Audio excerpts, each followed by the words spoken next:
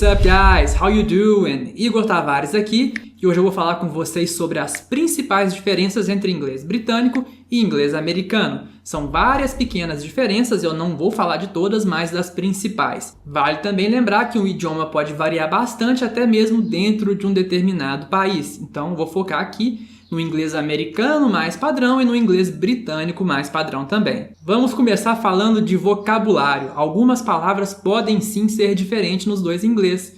Por exemplo, se você mora num apartamento nos Estados Unidos, you live in an apartment. Mas se você mora num apartamento na Inglaterra, you live in a flat.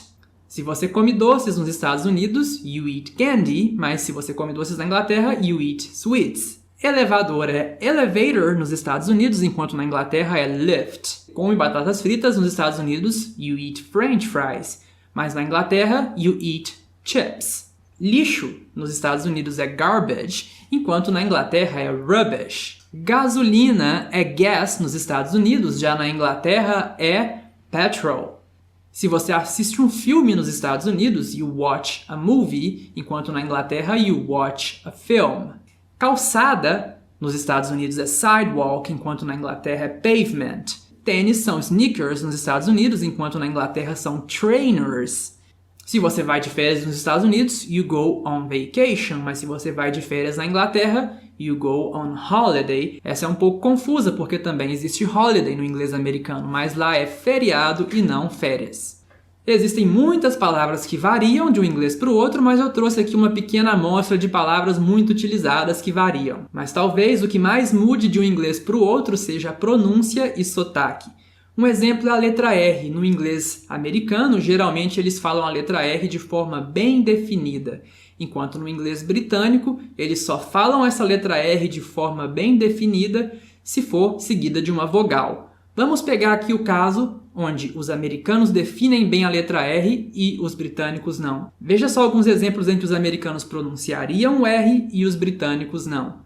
Enquanto o americano diria father, um britânico diria father. Enquanto um americano diria mother, um britânico diria mother. Outro exemplo seria carro, que um americano diria car e um britânico diria car. Existe também uma grande diferença na pronúncia da letra T. Os americanos pronunciam T de forma similar ao R do português, enquanto os britânicos pronunciam um T que parece mais com o nosso T mesmo. Olha só algumas diferenças. Um americano diria water, enquanto um britânico diria water. Um americano diria better, enquanto um britânico diria better. E finalmente, a última diferença principal de pronúncia que eu queria falar com vocês é a letra A. Em muitas palavras, o A americano soa como E, enquanto o A britânico nessa mesma palavra soaria como A. Veja alguns exemplos. Um americano diria half, enquanto um britânico diria half. Um americano diria can't, enquanto um britânico diria can't.